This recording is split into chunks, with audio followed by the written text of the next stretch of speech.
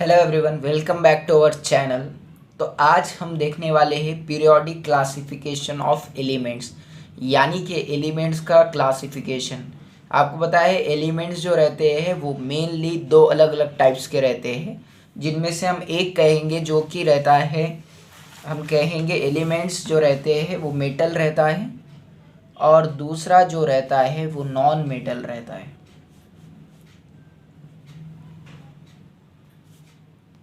ठीक है, तो मेटल्स और नॉन मेटल्स है, लेकिन इनका क्लासिफिकेशन करना बहुत ज़रूरी है कि मेटल्स और नॉन मेटल्स को, जिसके पता है हमें मेटल्स किसे कहते हैं, जो कैरी करता है, क्या कैरी करता है, इलेक्ट्रिसिटी। और जो नॉन मेटल रहता है वो क्या करता नहीं है, वो डू नॉट कैरी इलेक्ट्रिसिटी। तो इसी तरीके से क्लासिफिकेशन ऑफ एलिमेंट्स में सबसे पहले तो हम ये देखेंगे कि पूरे वर्ल्ड को टोटल जो थे आज के ज़माने में 118 एलिमेंट्स पता है। लेकिन एक ऐसा भी दौर था 1800 का, जहाँ पर लोगों को सिर्फ 30 एलिमेंट्स नोन थे, यानी कि पता थे।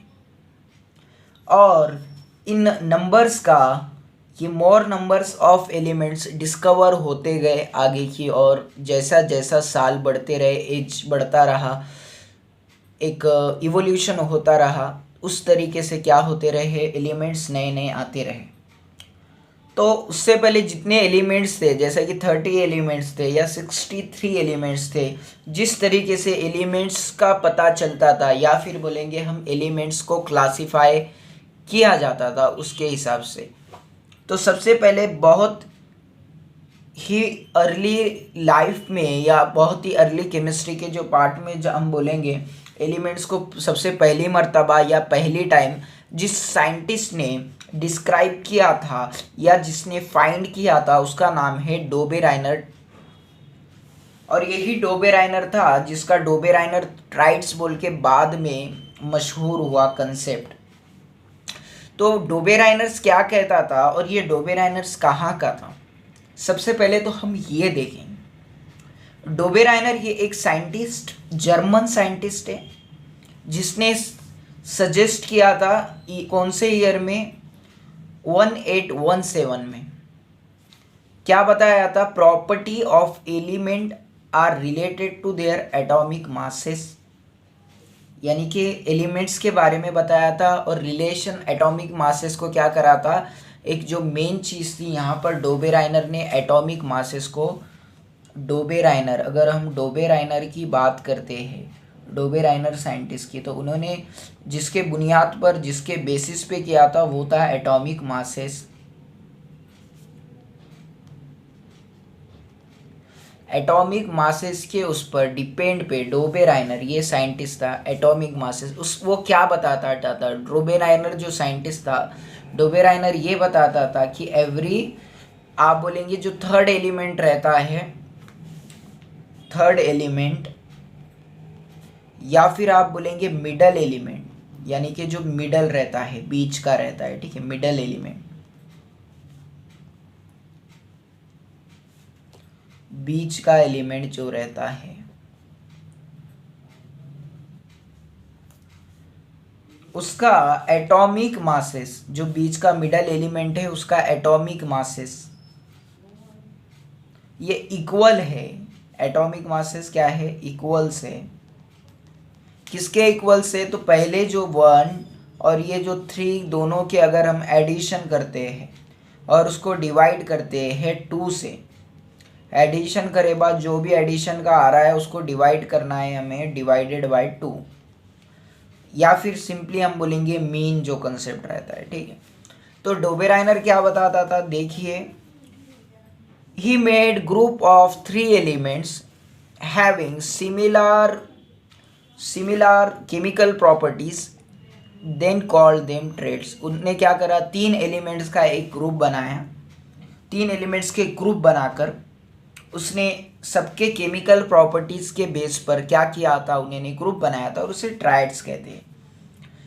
ही arrange elements in a triad increasing order of atomic masses, जैसा कि मैंने बताया था एटॉमिक मासेस के बुनियाद पर, बेसिस पर, ठीक है। वो क्या बताता है, वो कहता है कि atomic masses of middle element was approximately equal to the mean of atomic masses of other two elements. याद रखिए क्या एटॉमिक, ये मीन दिख रहा है, एटॉमिक मासेस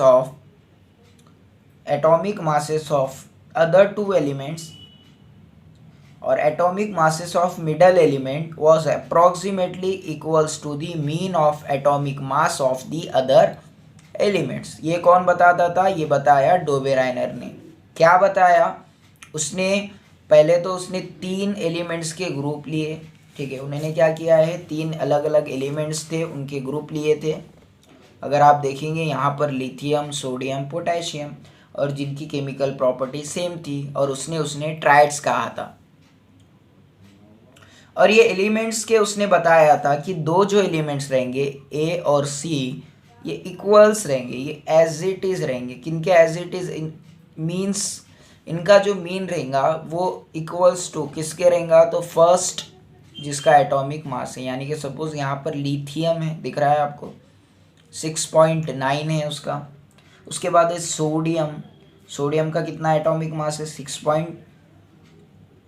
लिथियम का 6.9, और सी जो है पोटेशियम, उसका कितना है 39.1, और इसको डिवाइड करना है 2 से, और जो भी एटॉमिक मास आएगा वो है 23, और ये 23 एटॉमिक मास जो है ये है सोडियम का, वो ऑलरेडी है, पहले से ही सोडियम का एटॉमिक मास 23 है, ठीक है। तो वही बता रहा है वो कि पहले और तीसरे, फर्स्ट एंड थर्ड एलिमेंट का मीन ये इक्वल्स रहेगा मिडल एलिमेंट के। तो समझ में आया आपके बात, क्या बता रहा है वो, the atomic mass of middle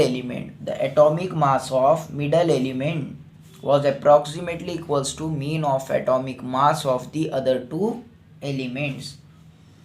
तो ये था डोबेराइनर का ट्राइड्स, या फिर हम बोलेंगे डोबेराइनर ने जो ट्राइड्स बताया था, जिसके बारे में बताया था, ये डोबेराइनर का ट्राइड है। ये डिस्क्राइब करता है, डोबेराइनर का ट्राइड डिस्क्राइब करता है कि एटॉमिक मासेस पे, सबसे पहले तो वो एटॉमिक मासेस पे बेस है, और इनका middle element was approximately equal to the mean of atomic mass of other two element. अगर हम सपोज डोबेराइनर ट्राइड का हो और हम क्या करते हैं, इसको डिस्क्राइब करते हैं, जैसा कि एलिमेंट्स का स्ट्रोनियम है, देखिए स्ट्रोनियम का अगर हमें मीन या फिर एक्चुअल एटॉमिक मास फाइंड करना है, तो हम क्या करेंगे, पहला है कैल्शियम प्लस बेरियम, ये दोनों को क्या करेंगे, हम एडिशन करेंगे, डिवाइडेड बाय 2 करेंगे। 40.1 प्लस 137.3 डिवाइडेड बाय 2 करिए आप, तो आपको आंसर मिलेगा 88.7। और एक्चुअल एटॉमिक मास ऑफ स्ट्रोनियम कितना है, 87.6। यानी कि ये जो थ्योरी है, ये थ्योरी कहीं हद तक सही थी, और ये थ्योरी को माना गया कुछ हद तक, लेकिन जैसा जैसा एलिमेंट्स, नए नए एलिमेंट्स तैयार हुए, जब नए नए एलिमेंट्स आते रहे, ठीक है, तो नए नए एलिमेंट्स जब आते रहे, तो ये डीमेरिट्स हो गया, किसका, मेंडल का। क्या हुआ डीमेरिट्स, कि जैसा न्यू एलिमेंट्स आते गए, तो न्यू एलिमेंट्स में क्या हुआ,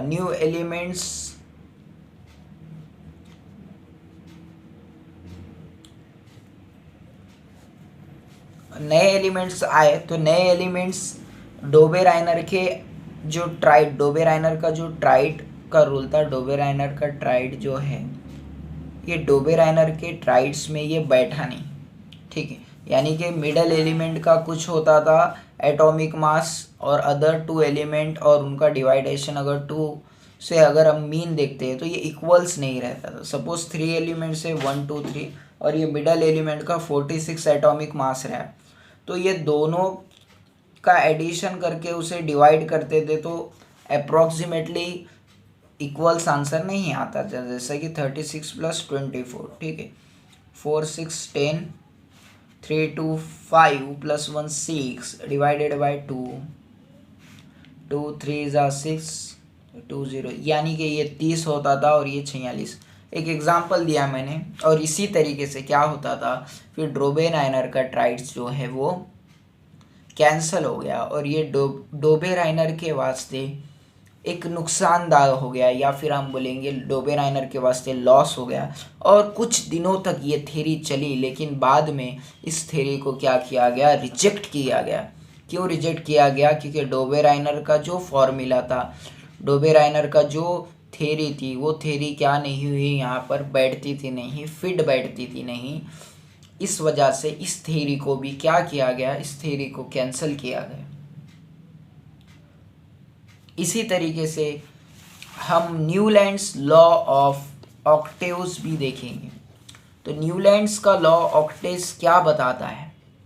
न्यूलैंड्स भी एक साइंटिस्ट था जिसने एक कोशिश की थी न्यूलैंड्स ने, कि न्यूलैंड्स बताना चाहता था कि उसका जो अरेंजमेंट था, एलिमेंट्स को उसने अरेंजमेंट किया था और उन्होंने अरेंजमेंट इंक्रीजिंग ऑर्डर में किया था न्यूलैंड्स ने।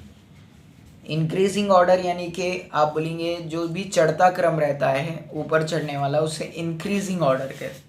तो न्यूलैंड्स ये साइंटिस्ट था जिसने डोबेराइनर के बाद न्यूलैंड्स ये नाम का साइंटिस्ट रहा है। आफ्टर दी डोबेराइनर, डोबेराइनर जैसा हो गया, डोबेराइनर के बाद जो साइंटिस्ट आया उसका नाम था न्यूलैंड। और इसकी थ्योरी बेसिस इसकी भी एटॉमिक मासेस पे ही थी, लेकिन इंक्रीजिंग नंबर ऑफ एटॉमिक मास।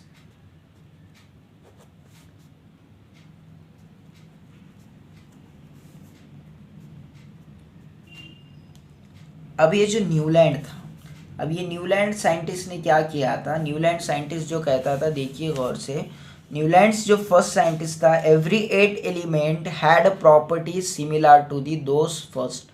यानी कि उसने बताया था कि एवरी 8 एलिमेंट की प्रॉपर्टी जो थी वो सिमिलर थी, every 8 element properties.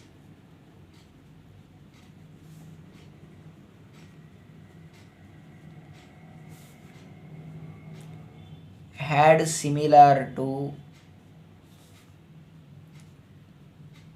First element, जो हर 8वां एलिमेंट था, एवरी 8 एलिमेंट यानी कि जो हर 8वां एलिमेंट है उसकी सिमिलरिटी, फिजिकल बोलो केमिकल प्रॉपर्टीज बोलो, ठीक है, ये केमिकल फिजिकल प्रॉपर्टीज जो है वो सिमिलर है फर्स्ट एलिमेंट के। जैसा कि हम यहाँ पर आपको बताते हैं कि 7 सुर रहते हैं, सा रे ग म प ध नी सा, ठीक है, ये 7 अलग अलग रहते हैं। जैसा कि हम बोलते हैं 1 2 3 4 5 6 7 8। तो ये 8 जैसी प्रॉपर्टी आप देखेंगे, सा के बाद रे, रे के बाद ग, म प ध, नी के बाद क्या आ रहा है, फिर सा आ रहा है। यानी कि पहला जो सुर है सा और जो लास्ट सुर है वो है भी सा। यानी कि दोनों भी कैसे हैं, सेम है, दोनों भी कैसे हैं, दोनों इक्वल है। तो ये इस तरीके से न्यूलैंड्स बता रहा है कि दोनों एलिमेंट्स जो है, every that 8 element physical properties had similar to the first element. Okay, suppose here have, अगर हम देखें यहाँ पर hydrogen, lithium, barium, boron, carbon, nitrogen, oxygen, गिनते हैं हम 1 2 3 4 5 6 7 8, ठीक है। अब ये 8वां जो है हाइड्रोजन और ये जो है एलिमेंट, ये दोनों एलिमेंट का जो प्रॉपर्टीज है वो दोनों भी कैसे है, सेम है, ठीक है। तो इस तरीके से यहाँ पर ये बता रहा है कि दोनों एलिमेंट की फिजिकल केमिकल प्रॉपर्टीज कैसी होती है, वो प्रॉपर्टीज होती है सेम। ये बताता है न्यूलैंड्स, ये बताता है न्यूलैंड्स नाम का साइंटिस्ट। और इसने 8 एलिमेंट्स को एक साथ रखा था, इस वजह से Newlands law of octaves, Newlands का ये जो लॉज है ये ऑक्टेव्स लॉ बोलकर फेमस हुआ है। और इसे म्यूजिकल टोन में भी रखा गया है। और मैनी और हर चीज़ की लिमिटेशन रहती है, वैसा ही लिमिटेशंस था किसका, न्यूलैंड्स का। न्यूलैंड्स के लिमिटेशन क्या थे कि वही जो कुछ एलिमेंट्स हैं न्यूलैंड्स के, जो कि बहुत ही अच्छी तरीके से ये रूल्स को फॉलो करते थे, सारे गामा पाधा नी सा।